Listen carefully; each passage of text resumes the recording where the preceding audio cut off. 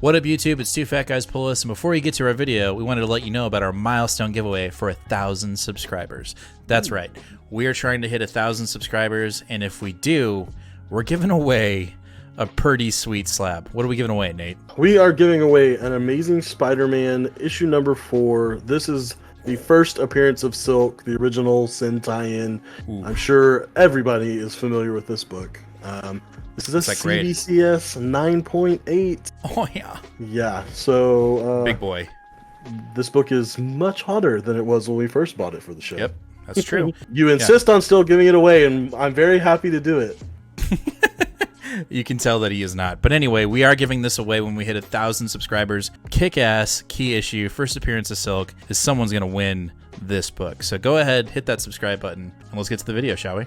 Yo, what's your favorite Christmas song? Oh, man. Yeah.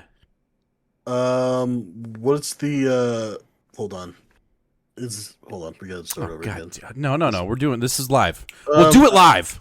I want to tell you I want to make sure I get the name of it right. It is, I don't know mine, but I know how it goes. Wizards in Winter. Wizards in Winter? How does that go? Mm-hmm. It's the Trans-Siberian Orchestra Strong, where it's like, I knew you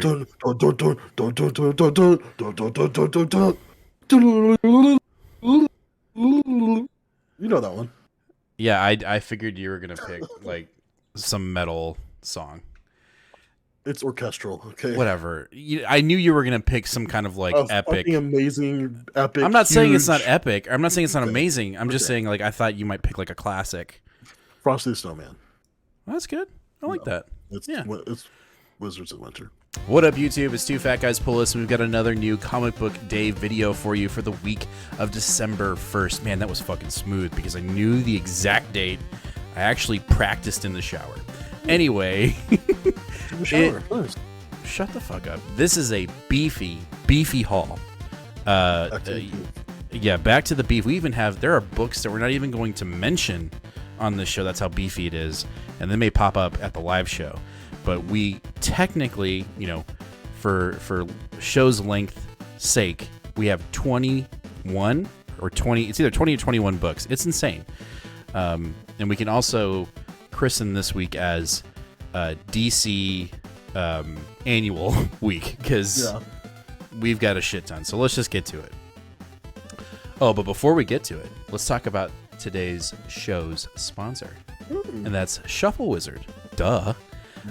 You know, we started a second channel called Shuffle Wizard where we open up trading card packs, whether it's Pokemon, Wizard, or shit, we might do Dragon Ball Z or Marvel or whatever it is. We've been mainly doing Pokemon, but I would like to branch out. I saw some really sick DBZ, like Dragon Ball Universe cards that look amazing. So we might get our hands on that in the new year, but go over to Shuffle Wizard, hit that subscribe button, hit that bell if you're into that kind of thing. We pull some crazy cards. So yeah, that's the show sponsor today. So let's move on. First up, we're going to talk about The Trial of Magneto, issue number 4. This event cannot end soon enough. And I don't like saying that because this mini had so much potential, and it just feels like Williams got suckered into doing this event, and Marvel is dictating how it goes, and I just don't feel like it. No, I don't know. This wasn't supposed to be an event. This was supposed to be the next arc of X Factor, right? And it was supposed to have been released months ago. We should have been done with this over 4 months ago, right? And it would have totally made sense and flowed with where we were at in Hickman's X at the time. But instead, Marvel decided, editorial, you know, whoever, decided to screw her and say, "Oh, we'll make this event, and it's the Trial of Magneto, and it's going to get a whole new workup." Then it gets delayed because, you know, they've got to redo the whole thing, you know, promote it and do all that stuff, and it's just that's what I'm trying to get at. Is I just literally killed this before it ever had a chance. Right. And I just got to wonder, like, is this Williams's original idea, or is this editorial all over it? And that's why we have an inconsistent Magneto and just inconsistency all over the book. I hope it's that, because I genuinely like Williams's work. I loved her X Factor run. It was fucking phenomenal. So, you know, will it rebound? I don't know. I hope it does. You know, we've got this issue and then the last issue. We'll see. But right now, I don't know where the hell we're going because it's any expectation has been completely thrown out the window. Yep. All right, after that, we've got Marauders issue 26. This is, I believe, the last issue until we get the annual, or no?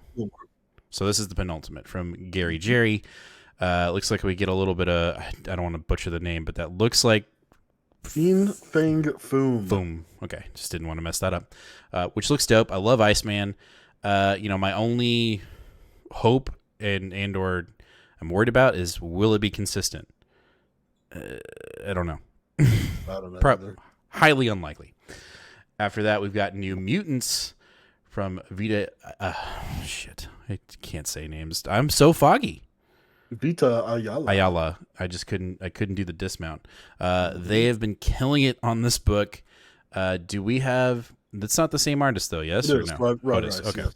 So Rice is still on it for now. Mm-hmm. But we know that later on in the year and coming in 2022, he jumps off for a bit, and we're not happy about that. But Ayala's still on the book. This has been a phenomenal run. We're still dealing with the Shadow King. Let's see where we go. Yep. It looks like Rod will only be off for one issue, so hopefully Thank God. that'll be it. Let's just hope and pray. And these covers are fire. Yeah, Martin Simmons, man, Department of Truth. Mm-hmm. All right, after that, we've got Avengers number 50, or Legacy number 750. This is the big boy. We wrap up World War She-Hulk, and we jump into what looks like the multiverse for Jason Aaron. Doom is at the helm of this. I am excited. I've been digging the World War She-Hulk storyline. You are jumping back on. For now. We'll see if he can keep the hype going. I'm genuinely excited because we've got this, and then right alongside it, not this week, obviously, we get the, what's it called? Is it not New Avengers? First. Yeah, it's his other Avengers book that's really dealing with the multiverse and this massive Marvel event. So, I think we're going to get a little bit of Heroes Reborn action, which I'm actually kind of excited because there were some characters in that multiverse that were really cool. So I'm looking forward to seeing their appearances and see how much weight they really dictate in the series. So should be good. I mean, it's going to be a thick boy, just like our pool. How many pages? 96 pages? 96 pages. Yeah, it's a $10 issue. Hot dog, and it's going to be like the magazine format. That's the only thing I'm going to say is that sucks. Yes. Yes, it does. All right. After that, we've got Captain Marvel issue 34. Part 3 of The Last of the Marvels. I have predicted, and Ron is on my side on this, that Marvel is coming back, and you are still not thinking it's happening. I think it's one of the last things that the old school stalwarts of Marvel that are still around, whether it's people like Dan Slott, who are the sort of proteges of the old school guys, or Mark Waid, or some of the actual old school guys that are still sort of around. It's just an old school Marvel mandate. You don't bring back Captain Marvel. He died, and that was the only hero that was so big that they put away. I just don't see him bringing it back. He's coming back. So you know why I double don't think so? Why? Is because it would make sense if they were bringing him back in some type of form to put into the movie, but they have already made Marvel a female in the movies in the MCU, so there is no Marvel being resurrected, coming back, anything like that. It's called the multiverse. He's coming back, so we'll see what happens. It's happening. Mark your calendars. When I said this, it's happening. All right, next we've got Chip Zdarsky's Daredevil issue 36. This essentially, I don't know if this is the last issue, but I think we're kind of gearing up towards Devil's Reign, and then we'll see, if Zdarsky's still going to be writing Daredevil after that event. But we have our 2 Daredevils now in Daredevil. I'm going to go ahead and throw out a preliminary pick of the week here, because it just hasn't been pick of the week for a while, and I think we're just going to get just an awesome story here leading into Devil's Reign. It does say final issue in the solicitations, so if we do get another Chip Zdarsky Daredevil book after Devil's Reign, it will be a rebooted number 1. Do you think it'll be a rebooted number 1 with Elektra being the main Daredevil? No, I think she's probably done with that. She's probably done. I think for whatever reason, the miniseries, the Daredevil Woman Without Fear Hmm. miniseries that ties in that Chip is doing, I think for some reason she's really not going to be involved in the main event, and that book's going Right. to wrap up her story as Daredevil. I don't like that, Yeah. but I think that's what my prediction is. I would love a new number one. That's called my first pick when we very first heard about it months ago was that after Devil's Reign, it was going to relaunch with a new number one, and the book was going to be called The Daredevils, and they were going to keep both of them. I Hmm. don't see that happening. I think that would be freaking amazing. But Well, hey, let's cross our fingers. Here's my only concern here, and we're more talking about Devil's Reign. I'm really worried that Chip is done with Daredevil, and Marvel's like, hey, let's just do this event, flush out all the things that you wanted to do to get this to 45, maybe even 50 issues, and let's move on. That's my fear, and I hope that's not they're not true. because this is the final issue. No, no, no. What I'm saying, well, no. I guess what I'm saying is his story arcs. Like, if they don't get wrapped up in Devil's Reign, then yeah, we get a new number one because See we're what you're still saying. dealing with, you know what I mean. But I have a feeling that Devil Reigns is going to completely wipe Chip Zdarsky off the Daredevil board. I do too. The only thing that gives me a tiny bit of solace is what's gonna be kind of wrapping up semi soon anyway. You This have to help me. weird this weird Ben Riley Amazing Spider-Man Beyond stuff Ooh, gonna be ooh, wrapping up. ooh, I don't ooh. know. Who Don't has tease like a me, super yo. super popular Don't, Spider-Man Elseworld sort of story please, that sold please really don't well? stop teasing me. Let's move on. Mm, I can't even entertain this. I thought. Man, Speaking of Spider-Man, we got Death of Doctor Strange Spider-Man issue number 1 from McKay. The two previous tie-in one-shots were fantastic to Death of Doctor Strange. I love me mhm. some Spidey. I love me some Black Cat. So let's see, how they're able to deal with whatever their little mini event is going on while he's dead. I'm looking forward to it. I think it'll be fun, and I have reservations because I've been burned with tie-ins before, but currently, Death of Doctor Strange tie-ins have been pretty good. So let's see if they can continue. This one is actually being written by McKay, who's writing the main event too. So I find that pretty intriguing. All right. After that, we have another Death of Doctor Strange tie-in, and that is White Fox, whom I know nothing about, except for her little stint with Black Cat in her books during Infinities. Um, this might be where I'm like, that didn't work, but hey, I'm gonna give it a shot. It's earned its reputation. The tie-ins have, so Hmm. let's see. And the writer is Alyssa Wong, who's doing the current Doctor Afro book, which is really good. So Okay, that's something to look forward to. all right, we'll see. We'll have to wait and see. All right, let's talk about some Fantastic Four. She-Hulk is making an appearance. I'm stoked. I'm ready for it. Um, I'm assuming this is going to be more of a, we're still kind of doing these little filler issues until we can get to Slot's resolution with the Human Torch and the Forever Gate and Franklin, and I'm not upset about it if She-Hulk's in it. No, we've obviously been in a modern age here for I don't know 30 plus years now. We've moved Mm-hmm. on to a style where we have arcs and each story is connected, and the one issue just sort of beginning and ending and concluding is sort of dead. And Slot's been kind of doing that for like 3 or 4 issues now, and he's been doing it really well. Each issue has been Mm-hmm. really good. It Mm-hmm. still gives us a little bit of this background plot, what's going on with Human Torch. Mm-hmm. Issue before that, we had the issue with Sky.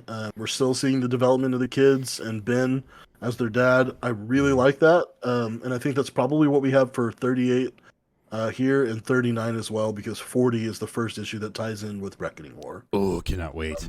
So I will say that this book started really good, and then it took the most monumental face dive that any book has ever taken by absolutely butchering Franklin Richards. I literally pretend Still like it doesn't salty. exist. Yep. It is my headcanon. He still has his powers and is still a mutant. Um, and then after Empire, it's picked back up and it's been Oh, really good. So no doubt, for sure. All right, after that, we've got Venom issue 2 from V. So Ewing is not in this book, but I feel like we're going to be dealing with Eddie Brock as well because we dealt with him in the first issue, and I just can't see us not talking about Eddie. You know what I mean? Like Eddie, like. And did you end up reading the first issue? Have you done that yet? so I'm gonna double down and read both of them. Yeah, so like there's a massive cliffhanger in issue 1 with Eddie, and if we're only going to deal with Dylan, which I'm not, there's nothing wrong with dealing with Dylan. I think the Dylan development of being the new Venom is awesome, but there was some massive shit that went down with Eddie. Like we need to talk about it, and if we're not going to talk about it until issue 5, that's going to kind of rub me the wrong way. So the first arc is 4 issues, and then we don't see Al Ewing on them until issue 5, which says it's a new arc, and it very much says that it looks like Al Ewing returns to the pages of Venom and finally brings you the answers from issue number 1. So I don't think that cliffhanger is going to be resolved. Then this cover is totally misleading, and I hate it. Next, why is it misleading? That's Venom, not Eddie's new symbiote. But that's Eddie Brock. It's not. He's got a beard. Does he? Yes, he's got a beard and a mustache, because if you read the issue, Eddie dies. Oh, I didn't know that. He doesn't really. He's already died and not died like 5 times. Right, but he gets blown up. I'm sorry, that was a spoiler. Anyway, this cover is misleading. I'm just saying, it's misleading. I gotcha. Anyway, IDW Star Wars High Republic issue number 11. Tell me about it. This, I believe, is the final issue of the three issue arc for the backstory of the hairy guy on the left. I can't remember his name. Oh, with like the mutton chops and the Yoda ears. Yeah. Got it. Yeah. So, and then this is also leading into the great Republic Fair or something like that. That's what it's called, the Republic Fair, which is a really big plot point in one of the novels, Rising Storm, which is written by Kevin Scott, who does the Marvel High Republic, all tied together. I think we only have 2 more issues of this because IDW lost the rights. Daniel Jose Alder, the writer of this book, said that the book was always supposed to conclude at issue 13. That was the way it was written. He even posted the proofs from issue 13, which said final issue from like 4 months ago or something. I don't know, whatever. But the series will be ending in issue 13, and then I am assuming Dark Horse will be picking up the High Republic Adventures probably in the summer or something like that. So do you think that the Dark Horse High Republic book will be even more grittier than the Marvel's book? No, very specifically, they've mentioned that the only difference between the current writers and artists and styles of the IDW is that it will now be imprinted by Dark Horse.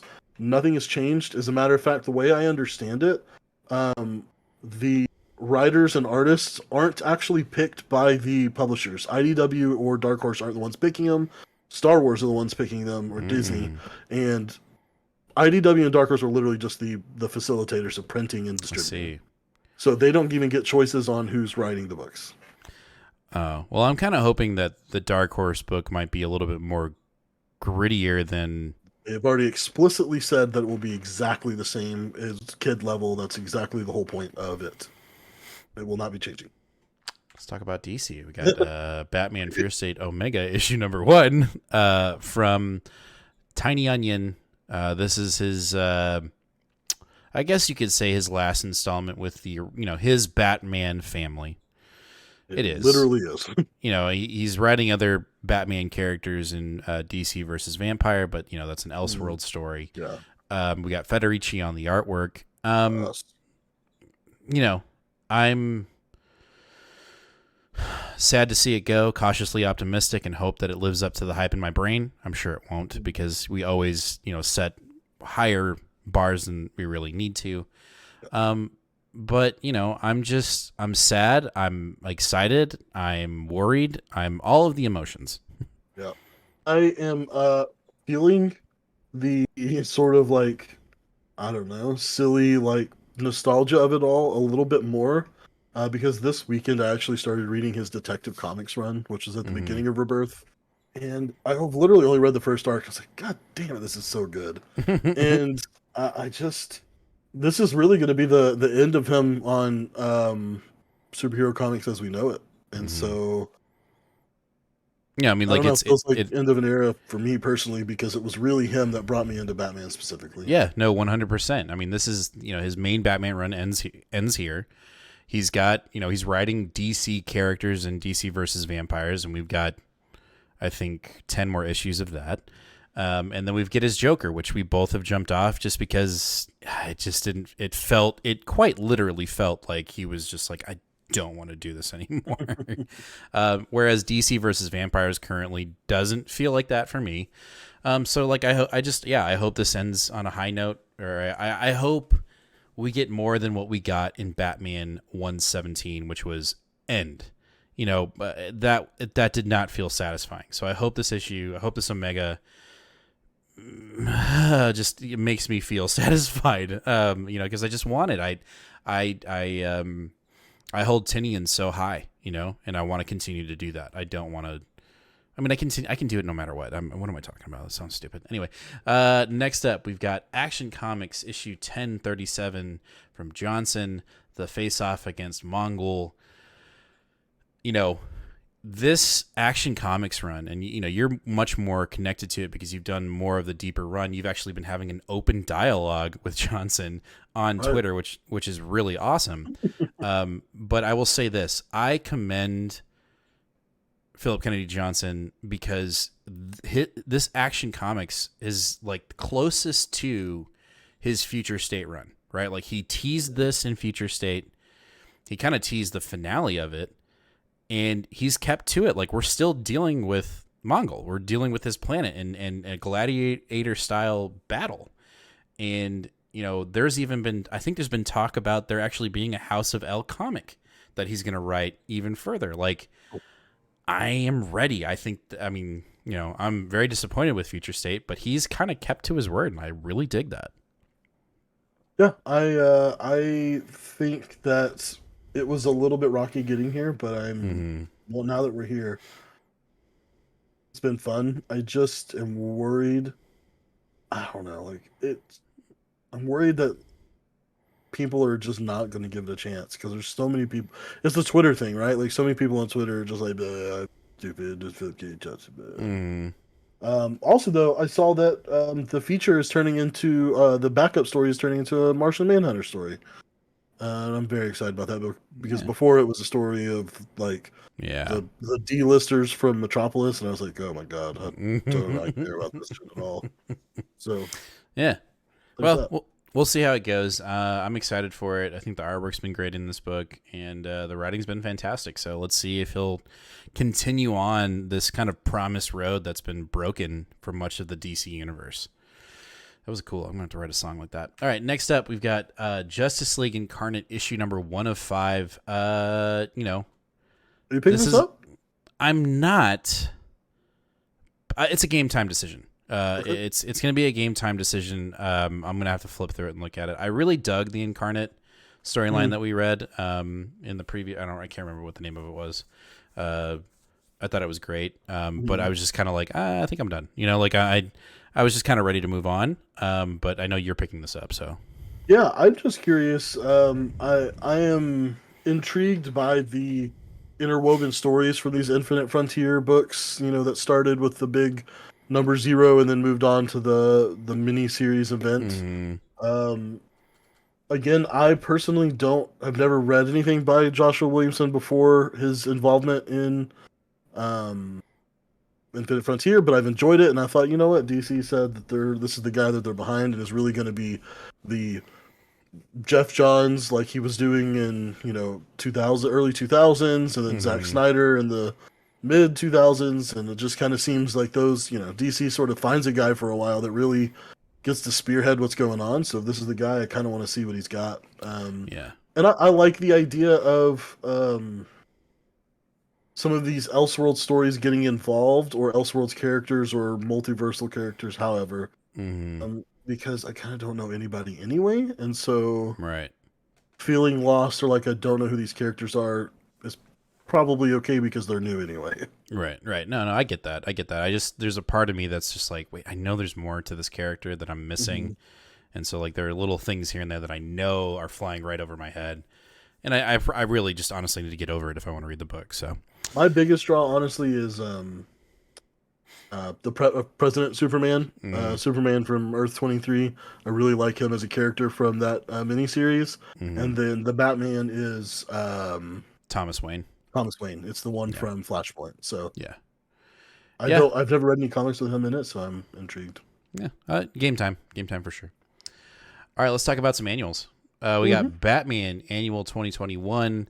Tiny Onion is writing this. This is the conclusion. It is all Ghostmaker.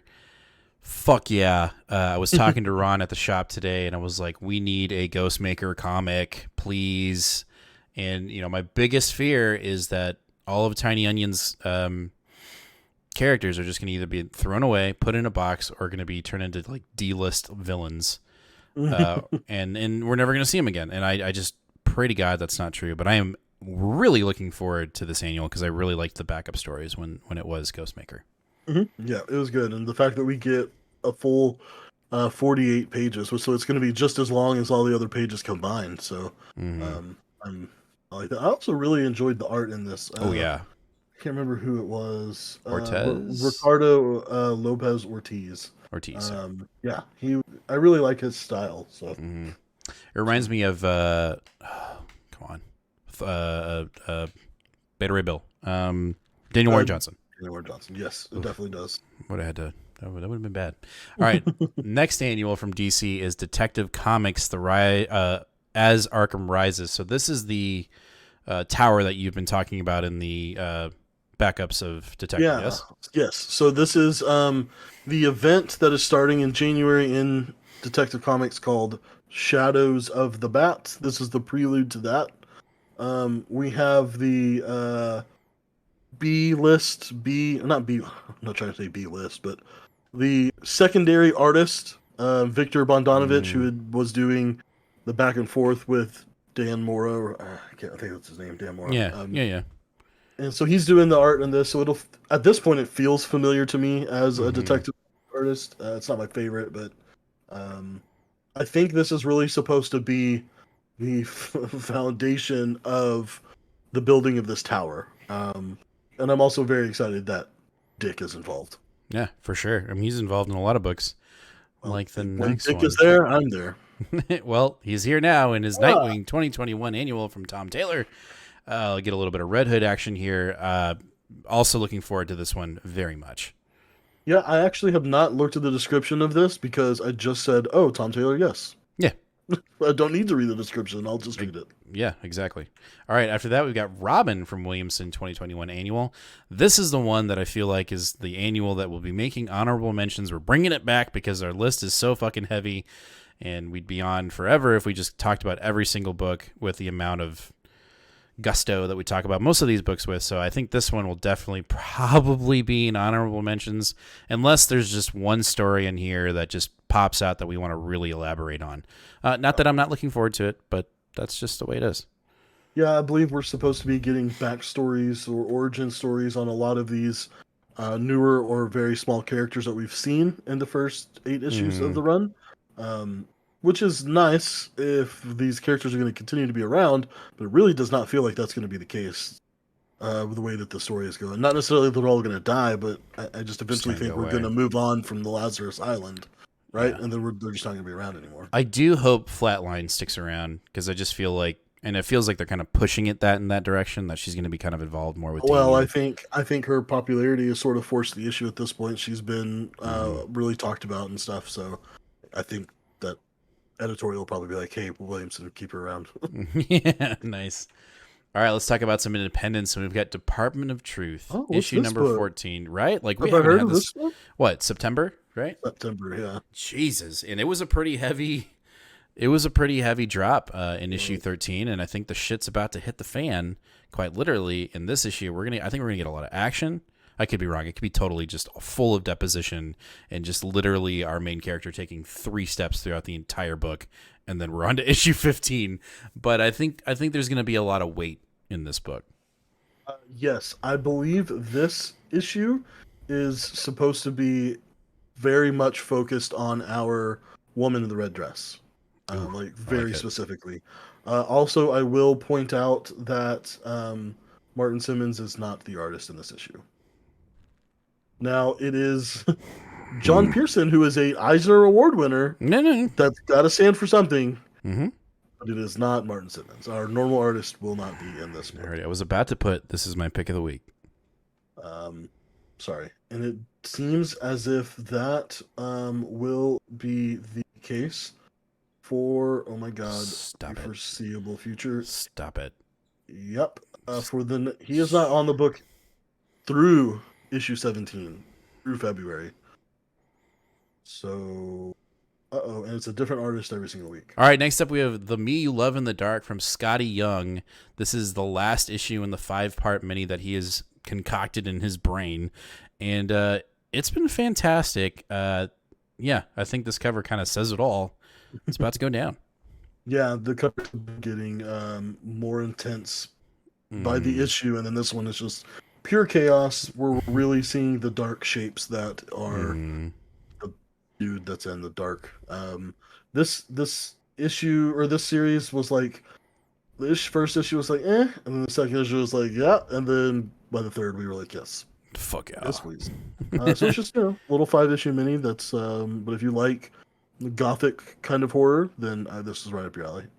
Yeah, the artwork has been fantastic. The writing has been fantastic. I'm really looking forward to the conclusion. So we'll put it up there as a potential pick. We'll see.